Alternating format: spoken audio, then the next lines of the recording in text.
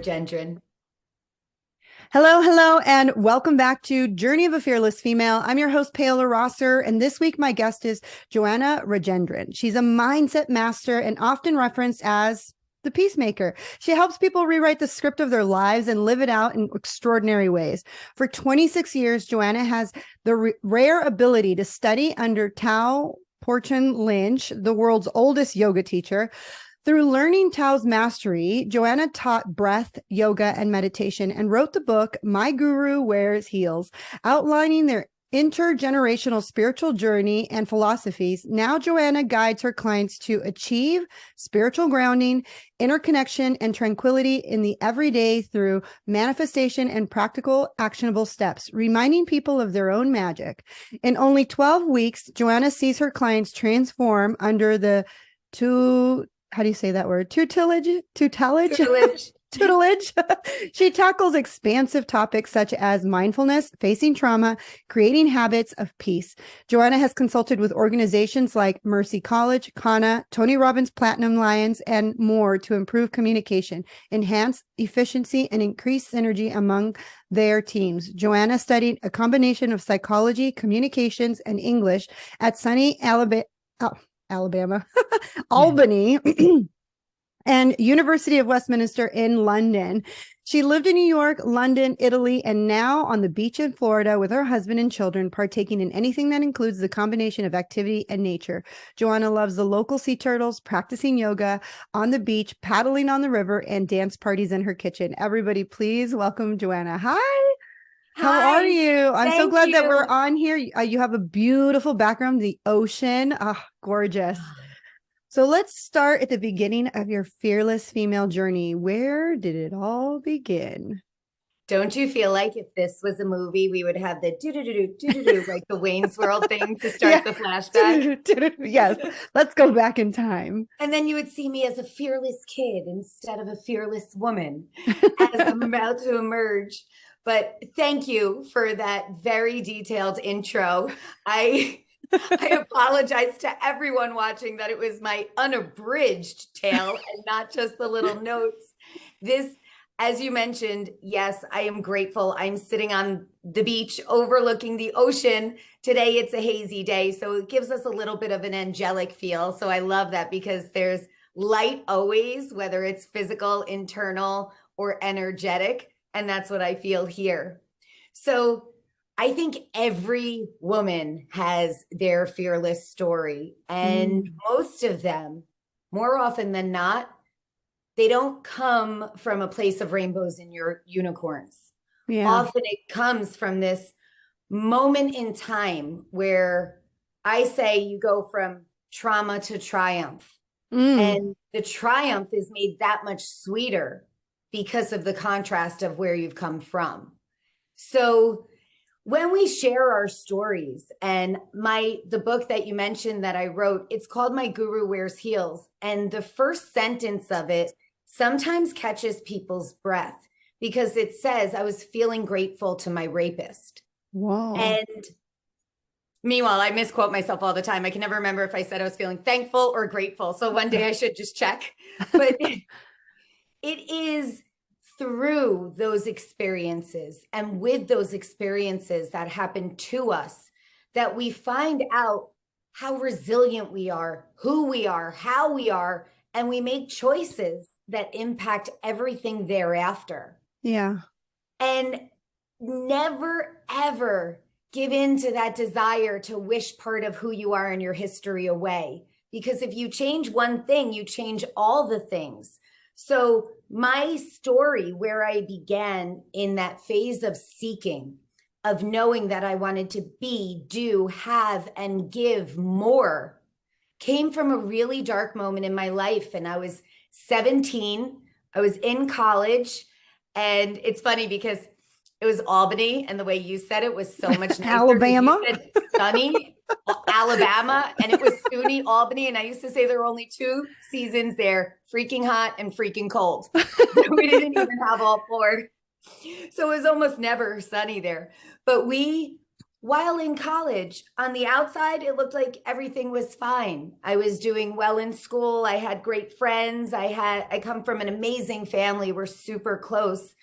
And yet I had just been raped. I had gotten an abortion. I was having trouble sleeping.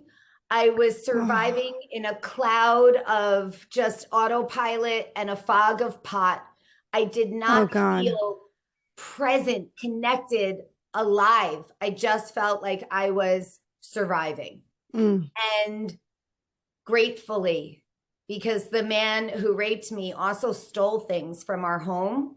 And with wow. the insurance money, my mom decided to take my sister and me on a trip to Italy. And there was something on that trip when I was sitting in a boat in the water in Venice. And I had that first experience of looking up at the clouds and feeling connected to them, of Mm, feeling this commonality, this union mm-hmm, with nature, with the environment, with the universe as a whole. And it was the first time I had felt peace in so long that I was craving it. And it mm-hmm. got me on a path that I started to, once we don't usually go places physically where we haven't first gone mentally. So Oh, because in my mind I was feeling and seeking this experience, this peace, this connection, I started attracting conversations, finding books and topics, things to read and absorb that brought me along farther on this path. So after coming home from Italy, I decided to try yoga. It wasn't a big spiritual decision. I was at my gym, a woman who I liked was teaching a class, and the next one was yoga, and I thought I'll take that one.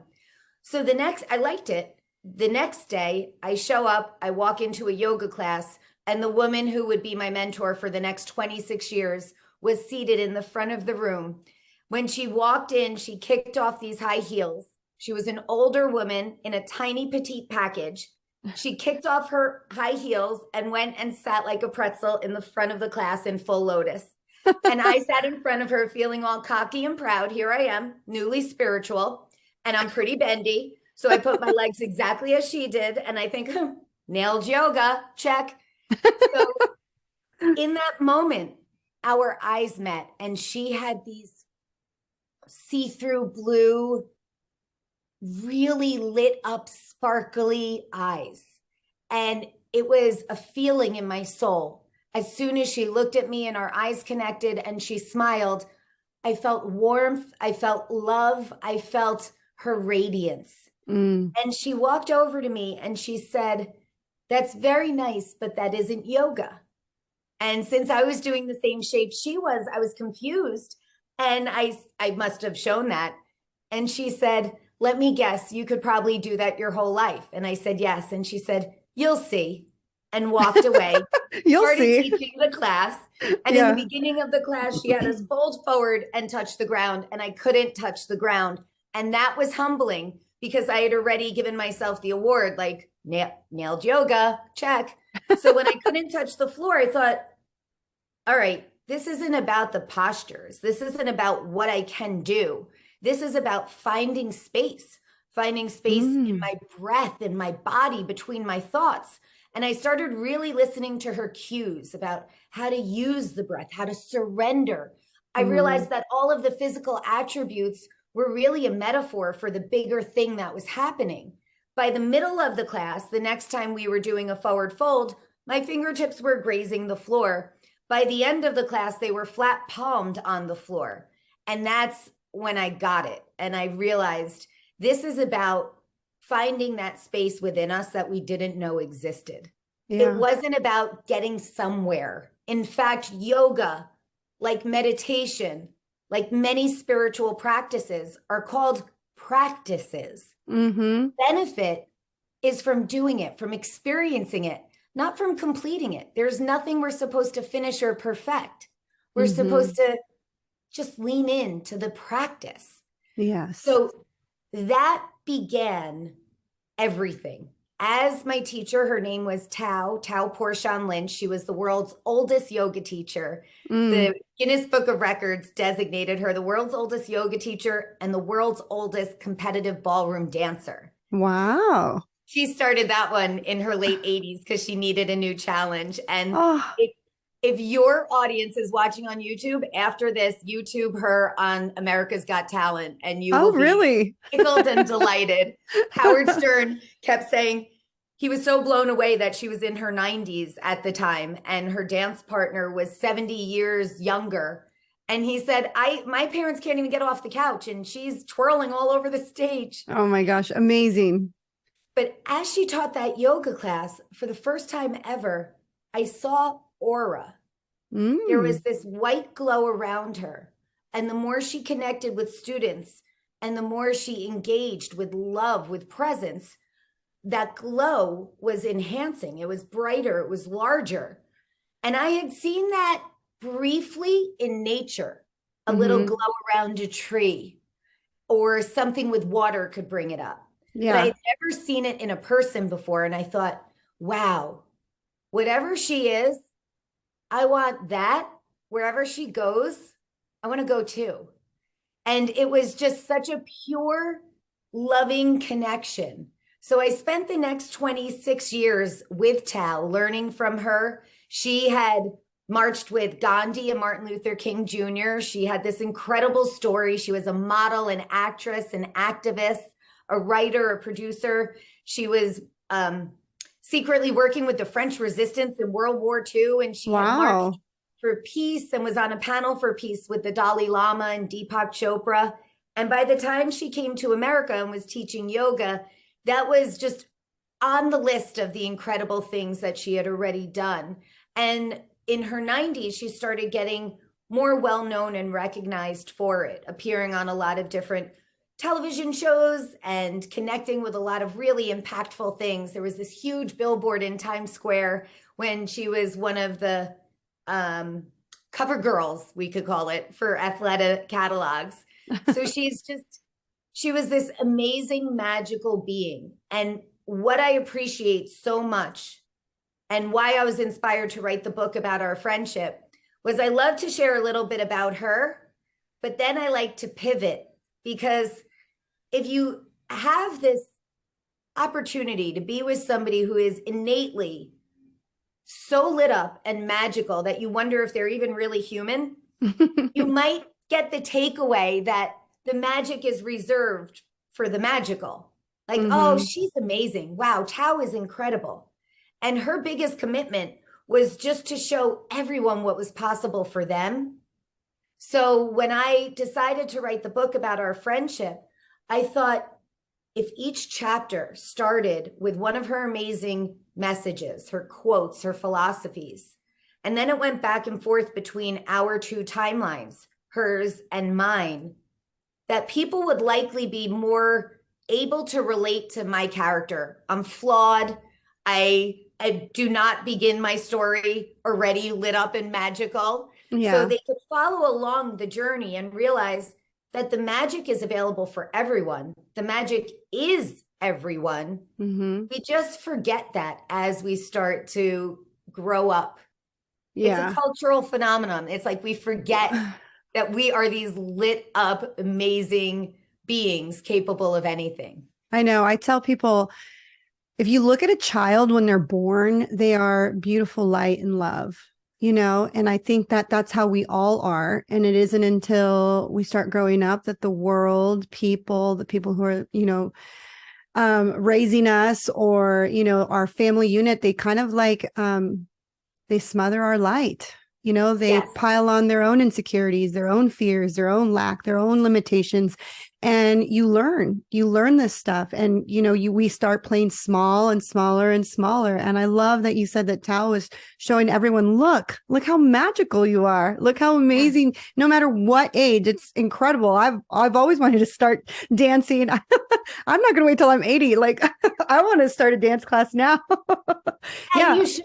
And there were times where she and I would be presenting to an older audience Yeah. and they would say things not knowing. They would have the nerve to actually say to her, well, that's possible for you at your age. And she would ask how old they were and find out she was 20 years older and say, you could be my child. So Mm-hmm. she did embody this ageless spirit. she also loved her femininity. That's why the Mm. heels, that's why my book's called My Guru Wears Heels, because all of these things she did in high heels right up until she passed away at the age of 101. So 101. Wow. 101, right before COVID, I finished editing my edit, the last page of the book, and that was the day that she peacefully passed away. 1 year to the day after, my editor called me and said the final edit was done. And I just thought Wow. they were little God winks from her, like, keep Yes. going, keep going.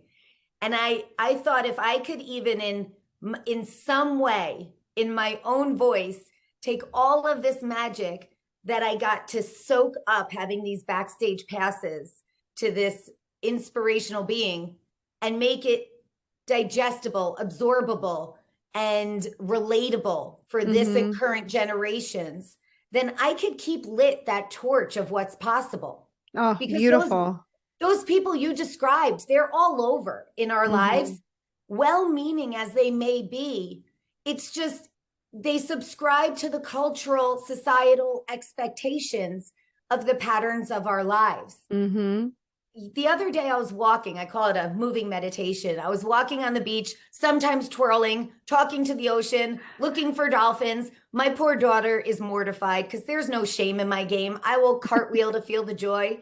And as I was walking on the beach, I thought, so many of these people that I see often and wave and smile to, they probably have no idea that I have any job, let alone many jobs, Mm-hmm. because my life looks like vacation.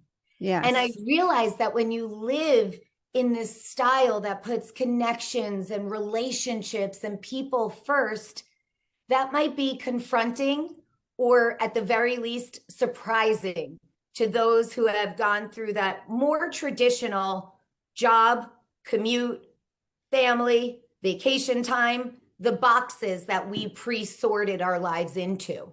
Yeah, absolutely. And I think also we're really pre-programmed and conformed, especially at school. Like it Yep. starts at school. Like the moment you start to color outside of the box, or the moment you are singing in the middle of class or dancing when you shouldn't be dancing, they're trying to conform you to sit still and to stay quiet and to color within the lines. And our creativity is just like, it's squandered and pushed down. And some people who are so creative and can't sit still, can't be conformed, we're told that they have ADHD or they, have behavioral problems. But in reality, we are such beautiful free spirit energy. And we're trying to make everyone exactly the same. And we don't all fit in the same boxes. And we expect children to do that which we as adults would never want to. When Yeah. you expect kids to sit in classroom situations for hours on end and learn passively, nothing in our systems are set up to receive information successfully that way.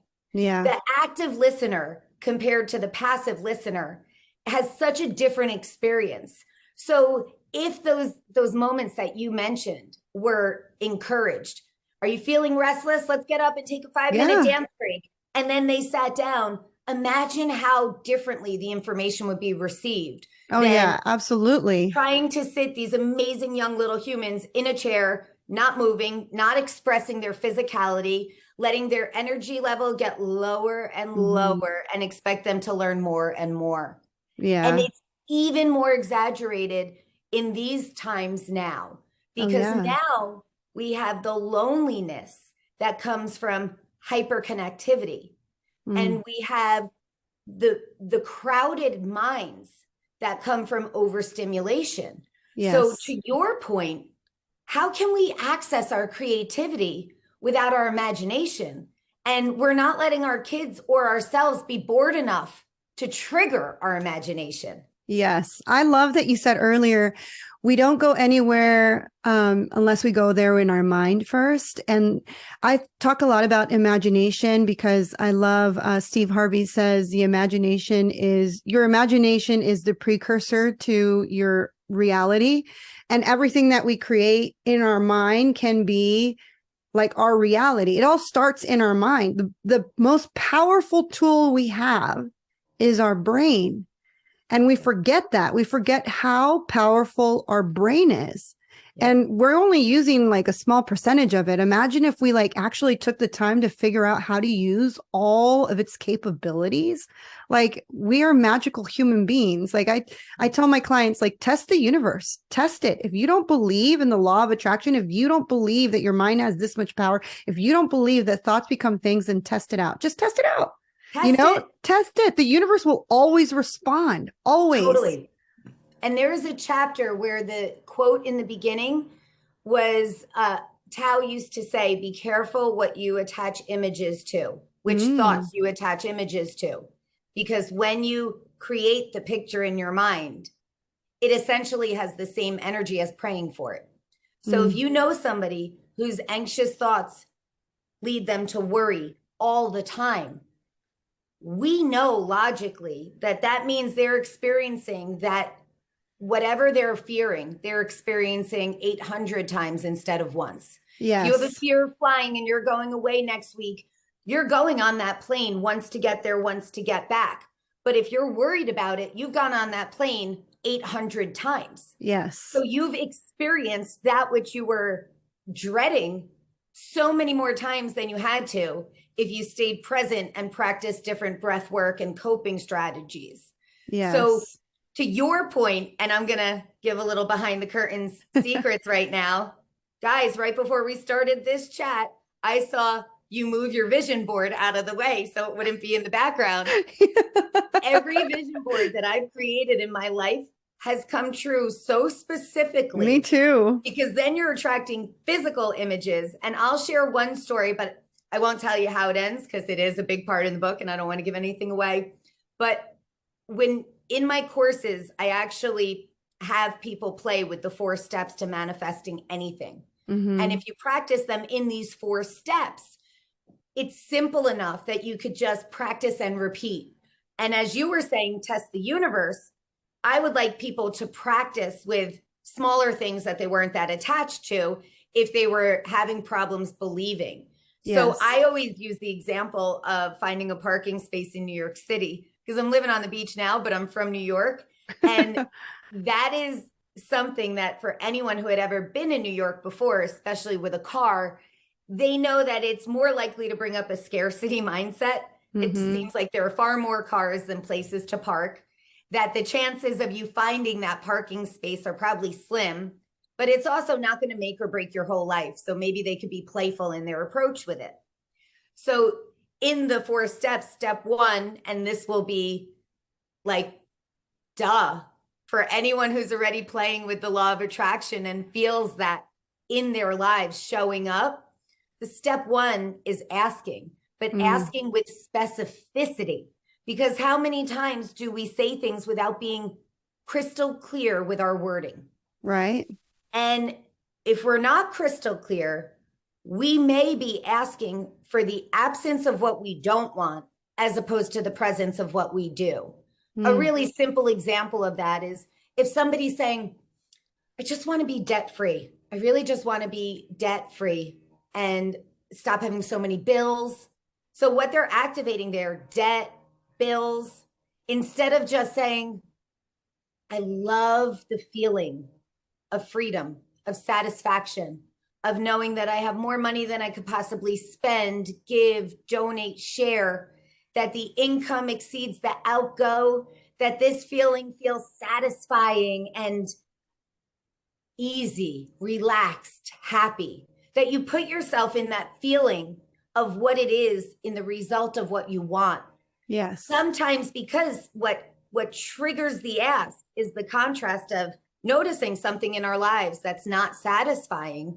Those contrasting events are helpful. That's how we know what we want to ask for. But just watch your language so that you can ask specifically.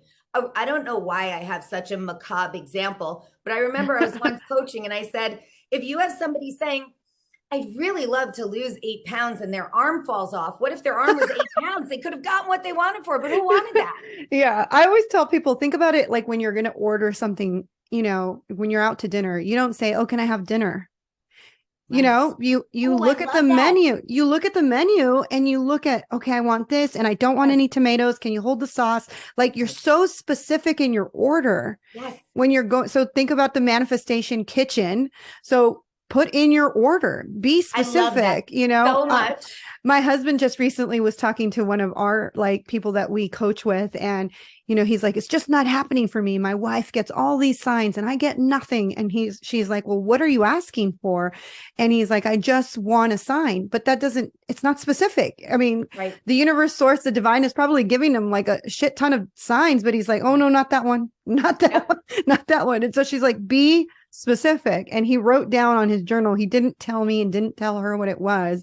And then like 2 days later, there it was. It was like he asked for $1 bill. He was like, just show me that I'm on the right path and show me that it's $1 bill and I will see it on my path. And one day he was leaving the hockey rink and he said he walked out to his car to get his jacket. And as he was walking back in, he went through the exact same door. He goes, I know nobody went through there. I know nobody went through there. And and I looked down and there was $1 bill in the path of where I was going.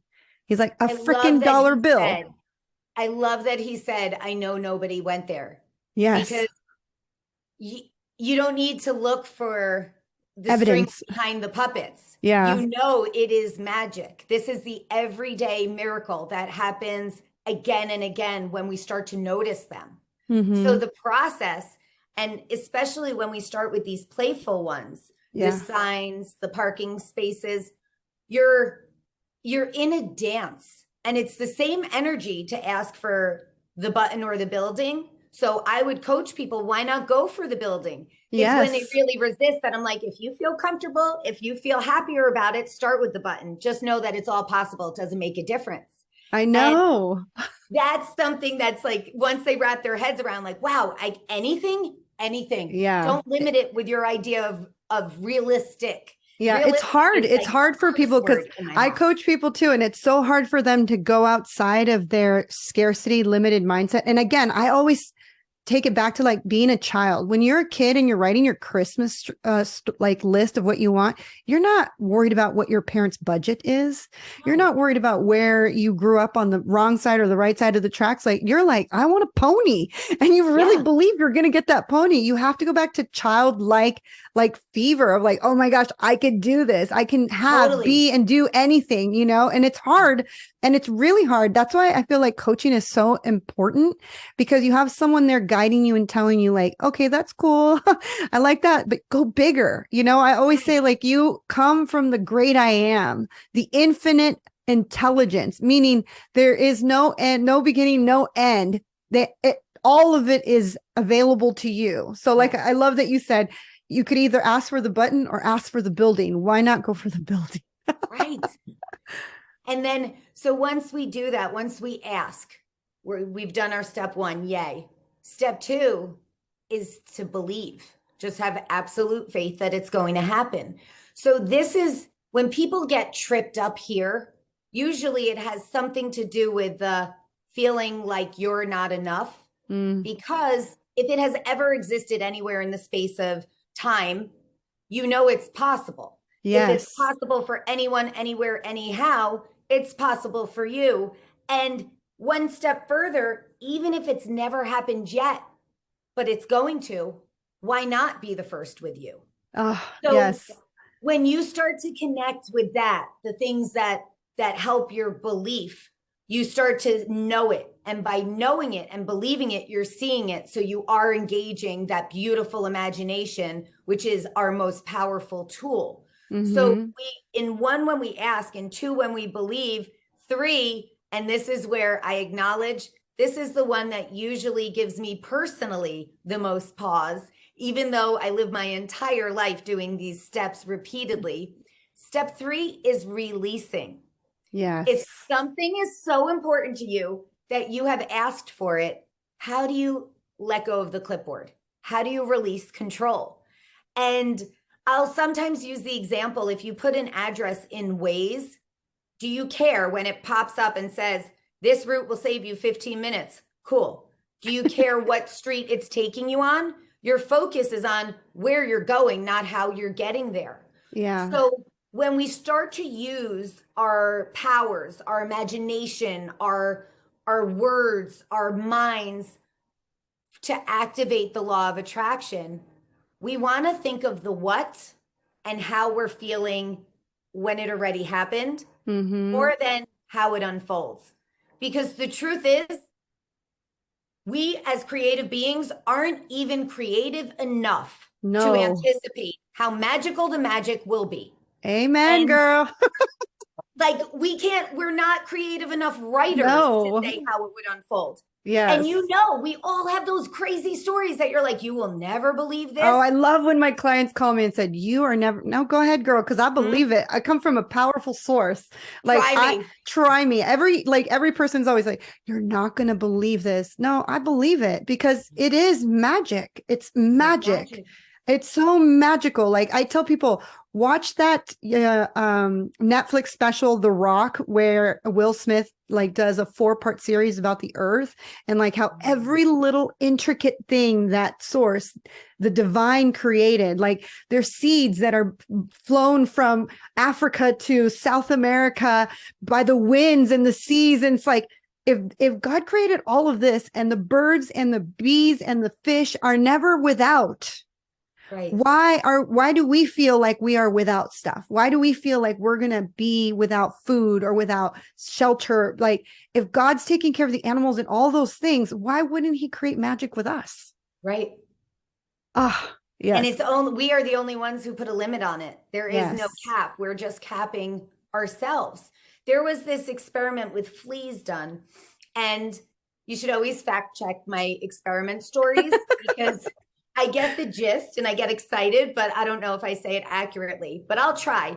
It was something where a flea was in a jar and they put the cap on. Even when they took the cap off, the flea would no longer jump higher than the jar. The lid was already an expectation. It wasn't real anymore.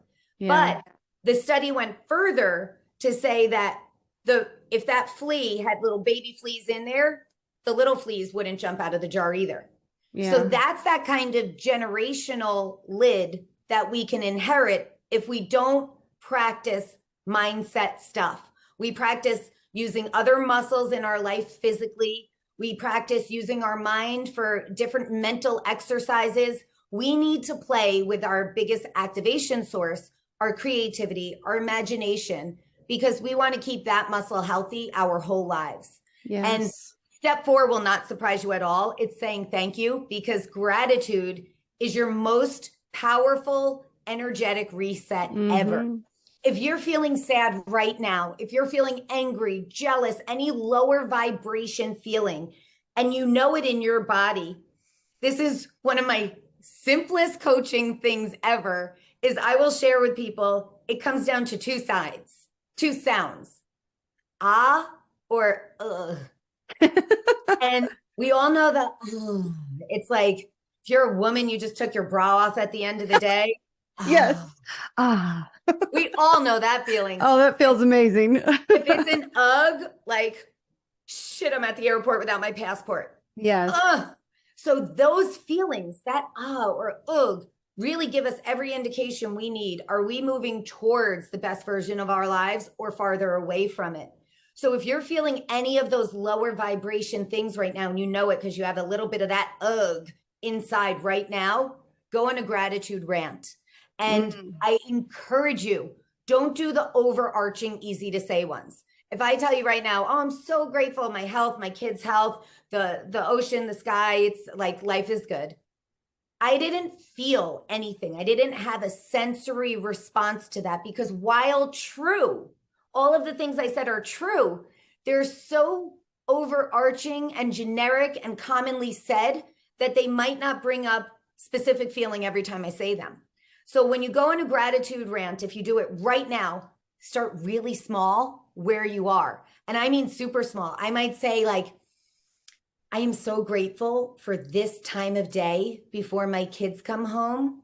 I like the quiet before the noise. I like the calm before the excitement. I am so grateful for the way warm socks feel when my toes are cold. I am so grateful for riding my bike on the sand or driving over freshly paved roads. I'm so grateful for the smell of basil. You know, Mm. like when you go really, really small, it starts to be a more sensory experience because you're really connecting with things that are rooting you right here in the present moment. Yes. Oh, I love that. I talk about the gratitude all the time because that's actually what completely changed my life. Was I was unemployed, I was depressed, I was drinking NyQuil just to sleep the day away, I was single, I was broke. And I remember Oprah saying, just start a gratitude journal. I was like, "Ah, I have nothing to be grateful for." Yeah. But I did. I started small. It's the law of increase.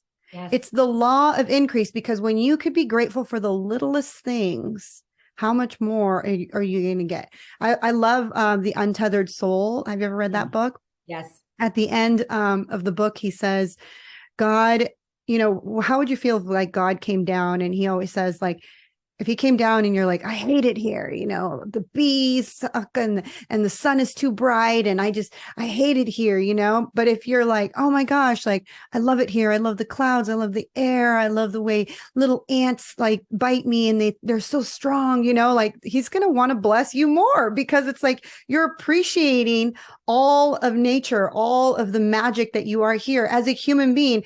And I think that we don't stop to recognize. I love how you said, I love the smell of basil. Mm. We take all of these amazing things for granted. Like my husband lost his sense of smell because of COVID. And he's Mhm. like, I just want to smell firewood again. Yes. I just want to be able, and it's like we take all of these things for granted, being able to walk, being able to talk, being able to see. Like so many people think, like when I used to post my workouts, people are like, oh, what are you doing? I'm like, I'm just thankful I can still move my body. Yes. I like it's not even like I'm at the point in my life like it's not even about losing weight anymore. It's just like I'm thankful that my knees work Yes. because at some point my knees weren't working, right? And now I'm like back to, people need to appreciate all the little things. It's the law of increase and it's the most It, important thing to do. yes. And if you think about your thoughts like seeds, what we notice grows. Mm, I like when Tony Robbins would say, where your focus goes, your energy flows. So mhm. if we think of it in those terms, by the simple act of noticing things we're grateful for, and especially if we're starting small, the small things happen every second of every day. So we're noticing things that bring up gratitude every second of every day. Before you realize it, you are living your entire life gratefully. And since we're noticing them, more come up. And then it just seems like there is a constant reason to be grateful, which we all know in our hearts is true. And if Yes. guys, if you ever struggle with this, find a buddy, partner Mm. up. My siblings and I have a sibling thread that every single day we will write our gratitudes. So if I didn't write mine today and my brother sends his, I will look at his, feel his for him, with him, through him. And then it will also prompt me to reflect, what am I grateful for right now, and send them back. Oh, So I love that. if you like it to be personal and intimate, do what you did. Start a journal, just start right away. And if you want that connection, do it with somebody and partner up, and you will feel that high tide lifts all boats feelings, that you guys will feel your energy, your lives, everything elevate together. Now, Yes. before I forget, the story that I kind of teased when I was talking about your vision board and Oh, about being specific. By the way, that's my superhero talent is my sister, who's my best friend. She can never remember what we were up to and all the things we have to talk about, even though we speak 75 times a day. There's always so much to tell each other. So she'll yeah. say, just remember what we're talking about because I have to tell you something else, but we have to get back to this. It's been my job in our whole relationship. So now I always remember what we have to get back to. So thanks, Jen. Gratitude. Now, the story was when Tao was still alive, I was really influenced, obviously, by her teaching, and I learned how to become a yoga teacher and teach breath work and meditation and visualization. But I also was very inspired by Tony Robbins and the work he did. Hmm. And the way I was envisioning my speaking, my coaching career, the impact I would have was I saw myself as the energetic love child of these two sources of inspiration. On one hand, I had Tao, with the yoga influence and the spiritual aspects and the commitment to peace. And then in the example of Tony, it was, I also get excited and curse like a sailor. And he had this very no nonsense approach of actionable tools that will help you experience transformation now. And Yes.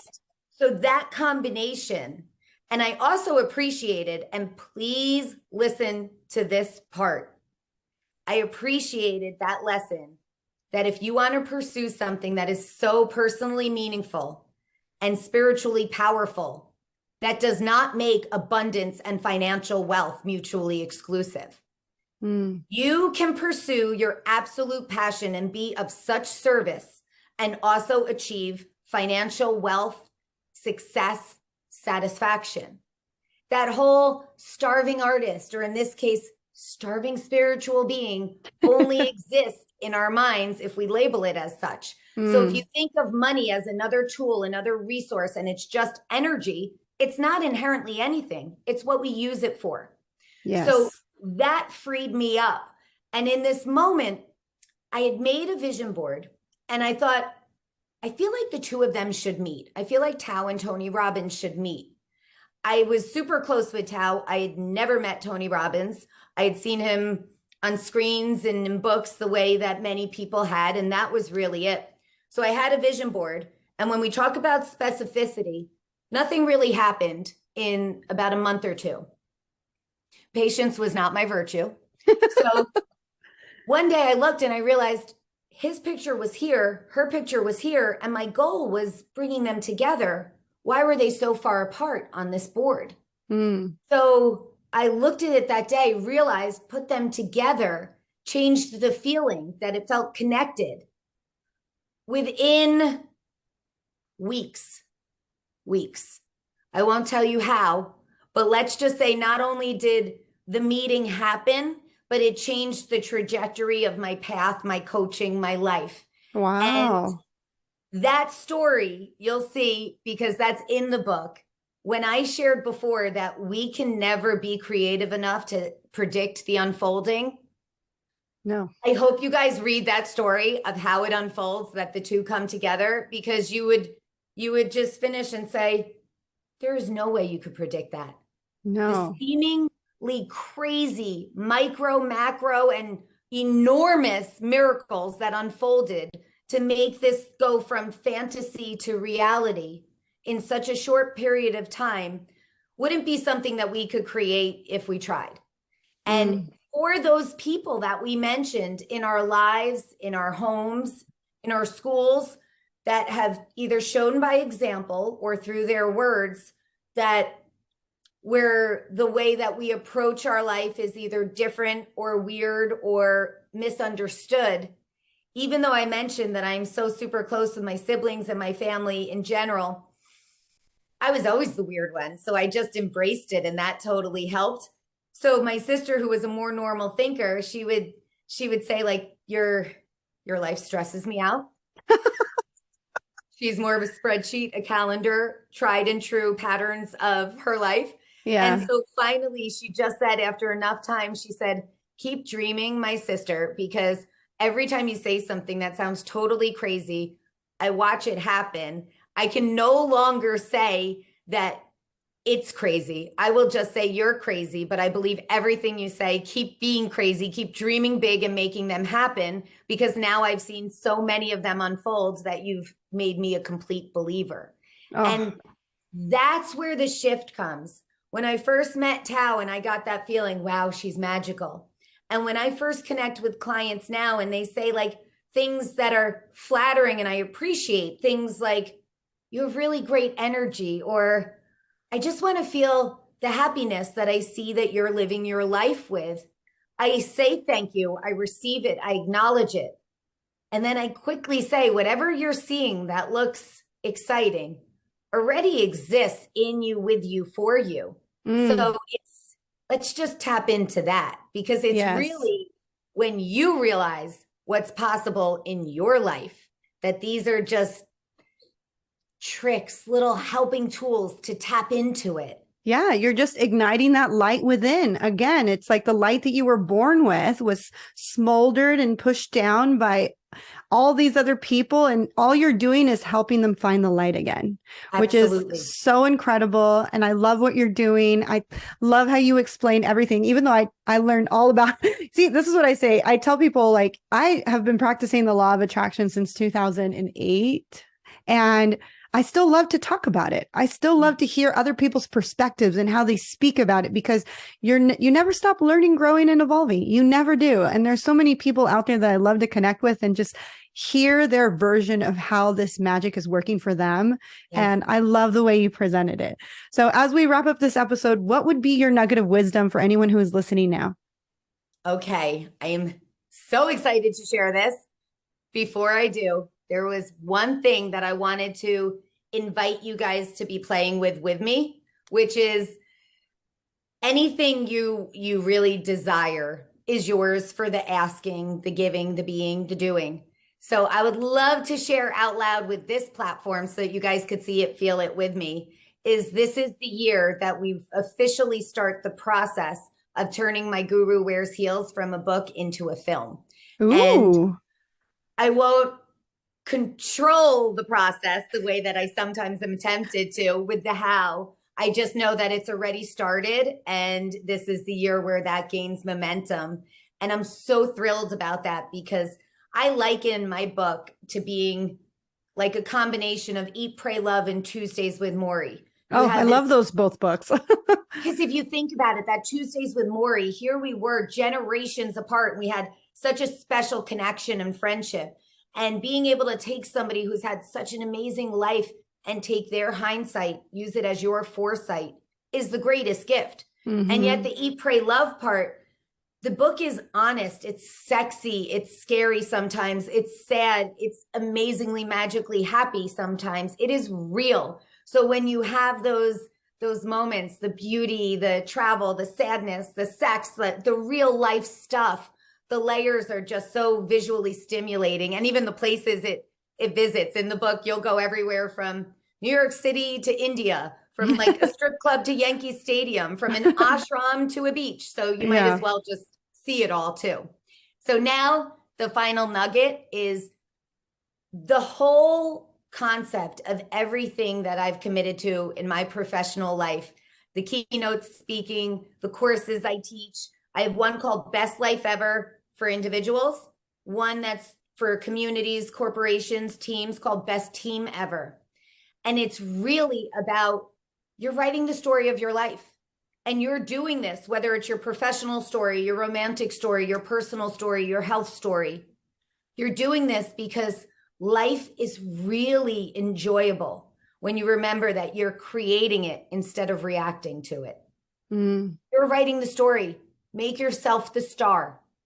yes. Especially if you're a woman, especially if you're a woman and a mom, and you're used to living for and constantly thinking about other humans before yourself.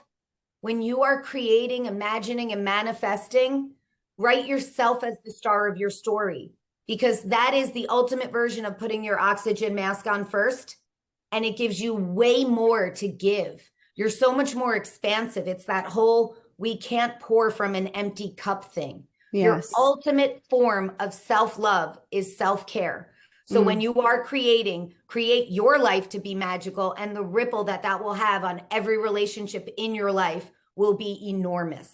Yes, it will. Thank you again for being on the podcast. How can my audience find you?